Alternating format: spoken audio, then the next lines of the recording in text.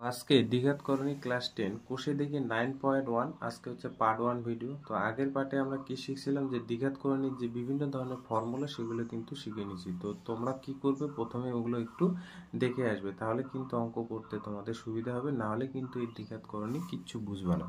ঠিক আছে, তো বইটা বের করবে, দেখি 9.1 বের করবে 153 আমার এখানে পেজটা। ঠিক আছে, তোমাদের নতুন বই অন্য কিছু হতে পারে, তো এখানে দেখে নিবে পেজটা। তো 9.1, তো প্রথম যে কোশ্চেনটা, এগুলো এমসিকিউ বা 1 নাম্বার অঙ্কের জন্য থাকতে পারে। কি বলছে যে মূলত ও অমূলত সংখ্যার গুণফল আকারে লিখি।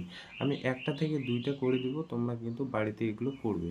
তো 1 নাম্বার অঙ্কটা কি বলছে যে রুটের ভিতর 175কে যদি লেখা সম্ভব হয় যে মূলত আর অমূলত সংখ্যার গুণ আকারে, তাহলে সেই সংখ্যাটিকে প্রকাশ করতে বলছে। তাহলে প্রথম যে অঙ্কটা বসে দেখি 1 নাম্বার, রুট 175কে বলছে মূলত আর অমূলত সংখ্যার গুণফল আকারে লিখি। তো তোমরা রুটের ভিতর এই সংখ্যাটা প্রথমে কতগুলো সংখ্যার গুণফল আকারে লেখা যায় সেটা চেষ্টা করবে। তো এখানে 175কে দেখো এক বাদে যে কোনো বড় সংখ্যা দিয়ে যে সংখ্যাটাই থাকুক ভাগ করার চেষ্টা করবে। তাহলে দেখো আমি এখানে যদি আমি 2 বাদ নিয়ে করতে চাই, তাহলে 2 দিয়ে ভাগ করা যাবে না। 3 দিয়ে যাবে, 3 দিয়েও যাবে না। ঠিক আছে, 4 দিয়ে যাবে না। যদি 4 দিয়ে যেত 4 দিয়ে করতাম। এক বাদে যে কোনো বড় সংখ্যা দিয়ে 2 দিয়ে দেখবে, প্রথমে 3 দিয়ে দেখবে, 3 দিয়ে না গেলে 4 দিয়ে দেখবে, 4 দিয়ে না গেলে 5 দিয়ে দেখবে। তাহলে আমি এখানে 5 দিয়ে এই সংখ্যাটি ভাগ যাবে। তা 5 দিয়ে যদি যায়, 3 পাঁচা 15, 15 থেকে 17 মেলাতে 2, তাহলে 5 পাঁচা কত হয়ে যাবে 25, তাই না? তাহলে 35 থাকলো, তাহলে 5 আর 35 গুণ করলে 175 হবে। তাহলে আবার 5 দিয়ে দিই, 5 সাতা 35, তাহলে আর যাচ্ছে না। তাহলে এই যে 175 রুটের ভিতর যে সংখ্যাটা আছে সেটা লেখা যায় 5 গুণন 5 গুণন 7, তাহলে লেখা যায় 5 গুণন 5 গুণন 7 লেখা গেল। তাহলে এই যে রুটের ভিতর দুইটা সংখ্যা থাকার দরুন একটা সংখ্যা কি হয় নিয়ম বলতে বের হবে। আগের দিন আমি বলছিলাম এগুলো। তাহলে 5 বের হলো, তাহলে রুটের ভিতর কে থাকলো 7। তাহলে এই যে 175 রুটের ভিতর সংখ্যাটাকে আমি দুইটা সংখ্যার গুণফল আকারে লিখলাম। একটা হলো 5 গুণন রুট 7। তাহলে এখানে দেখো তো, এখানে 5 হলো মূল সংখ্যা আর রুট 7 হলো কি অমূল সংখ্যা। তাহলে 5 হলো এইভাবে লিখে দিবে যে মূলত সংখ্যা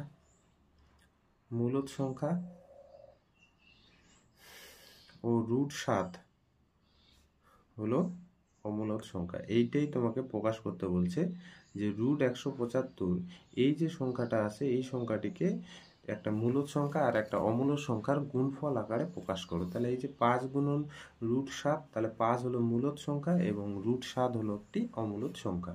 পরেরটায় যাই, 2 রুট কি আছে 112, 2 রুট 112, তাহলে 2 রুট 112, তাহলে 112কে ভাঙানোর চেষ্টা করবে, 112কে লেখার চেষ্টা করবে কতগুলো সংখ্যার গুণফল আকারে লেখা যায়। তাহলে এক বাদে 2 দিয়ে যাবে এটা, তাহলে 5 দুগুণ 10, 11 মেলাতে 1, তাহলে 12 থাকবে, তাহলে 6 দুগুণ কি 12।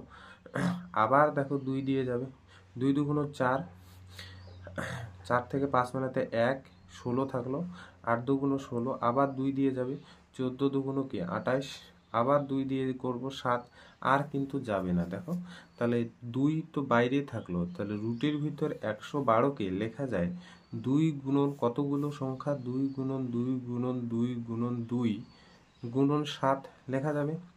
এবার ভালো করে লক্ষ্য করো, 2 তো বাইরে যা আছে লিখলাম। এবার এই 2টা 2 রুটের ভিতর থাকার দরুন গুণ আকারে একটা 2 বের হবে, আবার এই 2টা 2 থাকার দরুন একটা 2 বের হবে। তাহলে এইভাবে থাকবে। তাহলে রুটের ভিতর কে পড়ে থাকবে শুধুমাত্র 7। 2 2 4, 4 2 8, গুণ করলে 8 রুট 7, 8 রুট 7। এখানে তাহলে একটা জিনিস দেখো, তাহলে 8 হলো মূলদ সংখ্যা, 8 হলো এইভাবে লিখে দিবে এই আগের লেখাটার মতো, মূলদ সংখ্যা ও রুট 7 হলো অমূলদ সংখ্যা, অমূলদ সংখ্যা। বোঝা গেল? তাহলে দুইটা সংখ্যার গুণফল আকারে আমরা কিন্তু প্রকাশ করলাম। 2 নাম্বার 3 নাম্বার 4 নাম্বার অঙ্কগুলো একই রকম, এমনকি 5 নাম্বার অঙ্কটাও একই রকম। তো আমি একটা যে কোনো অঙ্ক করে দিচ্ছি, আমি একটা 2 নাম্বারটা করে দিচ্ছি, বাকিগুলো কিন্তু বাড়িতে করবে। ঠিক আছে, প্রমাণ করতে বলছে, দেখো রুটের ভিতর 108 মাইনাস রুটের ভিতর 75 ইজ ইকুয়াল টু √3। তাহলে এইখানে পরেরটায় √2, পরেরটায় 0, আর এটা কিন্তু ভাঙাবে, সরল করবে, যে মানটা আসবে সেটাই। তাহলে এই যে প্রথম অঙ্কটা করি, 2 নাম্বারটা, বাম পক্ষ লিখবো, ডান পক্ষ √3 প্রমাণ করব। তাহলে বাম পক্ষটা লিখে নিই, 2 নাম্বারের অঙ্কটা। বাম পক্ষ মনে রাখবে, ডান পক্ষ বইটা কিন্তু সামনে রাখবে, ঠিক আছে। বাম পক্ষ কি আছে?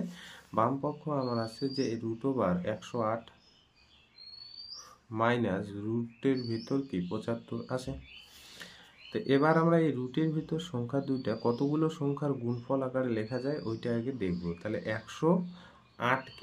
108কে দেখো 2 দিয়ে প্রথমে ভাগ করা যাবে। তাহলে 2 দিয়ে ভাগ করলে 5 দুগুণ 10, 4 দুগুণ 8 হচ্ছে 54 হবে। আবার দেখো এইটা 2 দিয়ে যাবে, 2 দুগুণ 4, 7 দুগুণ কত 14। এবার 2 দিয়ে যাবে না, 3 দিয়ে দেখি, 3 নং 27, আবার 3 দিয়ে যায়, 3 দিয়ে গেল। তাহলে 108কে কতগুলো সংখ্যার গুণফল আকারে লেখা গেল?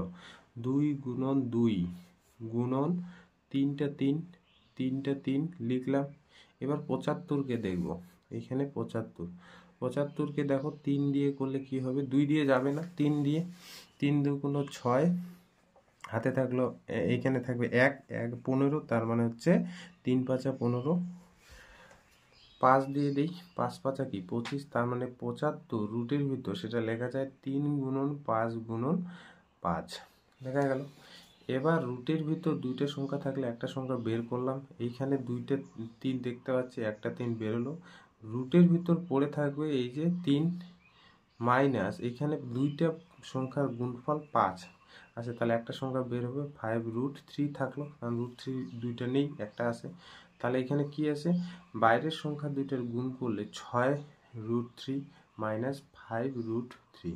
তাহলে এই যে 6টা √3 থেকে উচ্চারণটা এরকম করবে, তাহলে বিয়োগফলটা করতে সুবিধা হবে। 6টা √3 থেকে 5টা √3 বাদ, তাহলে কয়টা √3 পড়ে থাকবে? একটা √3, এক লিখলেও হয়, না লিখলেও হয়। তাহলে এইটাই কিন্তু ডান পক্ষ। বোঝা গেল? বাকিগুলো করবে। দেখো 6-এর A B C D E এগুলো সব একই রকম, আমি একটা দেখাই দিচ্ছি, তোমরা বাকিগুলো কিন্তু বাড়িতে করবে। বলছে √5 প্লাস √3 এর সঙ্গে কত যোগ করব যাতে করে যোগফলটা 2√5 হয়, সেটা তোমাকে হিসাব করে লিখতে বলি। আমি যদি এমনি সংখ্যার ক্ষেত্রে তোমাকে বলি যে 2 এর সাথে আমি এখানে কত যোগ করব যাতে করে সংখ্যাটা 5 হয়, তাহলে তোমরা সিম্পল অ্যান্সার কি দেবে? স্যার 2 আছে, তাহলে আমার 5 মেলাতে লাগে, তাহলে সংখ্যাটা আমি কত দেব? 3 দেব। তাহলে এটা তো সংখ্যার ক্ষেত্রে সুবিধা হলো, কিন্তু এখানে করণের ক্ষেত্রে কিন্তু ডাইরেক্ট তুমি বুঝতে পারবে না। সেই জন্য এই ধরনের অঙ্কের ক্ষেত্রেও যদি আমি বের করতাম, আমি এভাবে লিখতাম যে 2 এর সাথে ধরে নেব x যোগ করব, যোগ করার পর সেই রেজাল্টটা 5 আসবে। তাহলে আমার x এর ভ্যালু জানা দরকার, x মানে কোন সংখ্যাটা নেব সেই সংখ্যাটা জানা দরকার। তাহলে এইখান থেকে x এর ভ্যালু বের করার জন্য কি করব? এই 2টাকে 5-এর এদিক থেকে বিয়োগ করে দেব। হ্যাঁ, তাহলে সংখ্যাটা আমি কিন্তু সহজেই পেয়ে যাব যে 2 এর সাথে আমি 3 যদি যোগ করি তাহলে সংখ্যাটা আমি 5 পাবো। তো এখানেও কিন্তু একই রকম এই কনসেপ্টটাকে কাজে লাগাবো। এটা তো ডাইরেক্ট বোঝা গেল, কিন্তু এইখানে তুমি বুঝতে পারবে না যে √5 প্লাস √3 এর সঙ্গে কত যোগ করব যাতে করে ডাইরেক্ট 2√5 হবে, তাহলে ডাইরেক্ট তো তুমি বুঝতে পারবে না। সেই জন্য আমরা কি করব, যে আমরা 6-এর A নাম্বারটার ক্ষেত্রে যে ধরে নিব যে সংখ্যাটি x, ধরে নিব যে সেই সংখ্যা আমি যোগ করব সেই সংখ্যাটি হলো x, যেমন এখানেও ধরে নিছি সংখ্যাটি হলো x। শর্ত মতে কি বলছে? শর্ত মতে এখানে 2 এর জায়গায় আছে কত বলো তো? 2 এর জায়গায় আছে √5 প্লাস √3, √5 প্লাস √3 বলছে এই সংখ্যাটির সাথে, মানে এখানে 2 এর সাথে আমি x যোগ করলে 5 পাবো, তার মানে 5-এর বদলে এখানে আছে 2√5 এটা আছে। তাহলে আমাদের এখান থেকে x বের করা দরকার। তাহলে x সমস্ত সংখ্যাগুলোকে ওইদিকে নিয়ে যাবে, তাহলে 2√5 এগুলো যদি সমান এদিকে যায় তাহলে মাইনাস হবে, √5 মাইনাস কি √3। তাহলে এবার কোন দুইটা সংখ্যার বিয়োগ করা যাবে? যে সংখ্যা দুইটার অমূলদ অংশ একই, তাহলে এই দুইটার মধ্যে বিয়োগ করা যাবে, কারণ এখানে বলছে দুইটা √5 থেকে একটা √5 বাদ, তার মানে একটা √5 পড়ে থাকবে, মাইনাস এখানে পড়ে থাকবে কি √3। তাহলে এটাই কিন্তু অ্যান্সার বা নির্ণয় এই সংখ্যাটি। এফ নাম্বারটা একটু বলে দিই, বলছে দুটি দ্বিঘাত করণী লিখি যাদের সমষ্টি একটি মূলদ সংখ্যা। তাহলে তোমাকে এমন দুইটা দ্বিঘাত করণী লিখতে বলছে যে দুইটা দ্বিঘাত করণী যোগ করলে একটা কি পাবো, মূলদ সংখ্যা পাবো।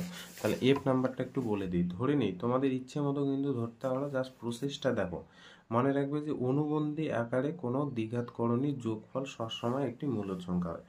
অনুবন্ধী আকারে যে কোনো দুইটা সংখ্যা নেবে, সেই সংখ্যা দুইটা, হ্যাঁ, যোগফল একটা মূলদ সংখ্যা হবে। তাহলে ধরে নেই, ধরি, আবার লিখছি, আবার লিখতে চাচ্ছি, দুটি দ্বিঘাত করণী। আমি ধরে নিলাম দুইটা দ্বিঘাত করণী, একটা হলো 2 প্লাস √3 আর একটা হলো 2 মাইনাস √3।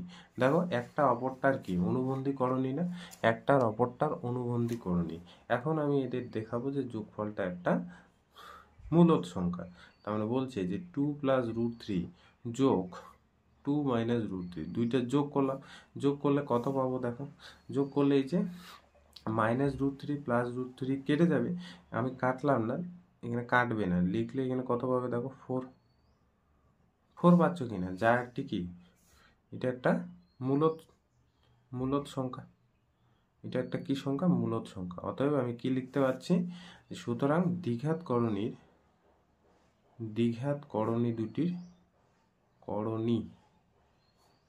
দুটির সমষ্টি মূলদ সংখ্যা। প্রমাণ করে দিলাম যে দুইটা দ্বিঘাত করণী নিলাম এবং যে দুইটা দ্বিঘাত করণীর সমষ্টি একটা মূলদ সংখ্যা, প্রমাণিত, প্রুফ। ঠিক আছে। তাহলে 9.1 থেকে সেরকম কোশ্চেন আসে না, কিন্তু আমাদের একটু কনসেপ্ট ক্লিয়ার হলো। যেটা পরীক্ষা আসে সেটা হলো 9.3, ওইখান থেকে কোশ্চেন থাকবেই।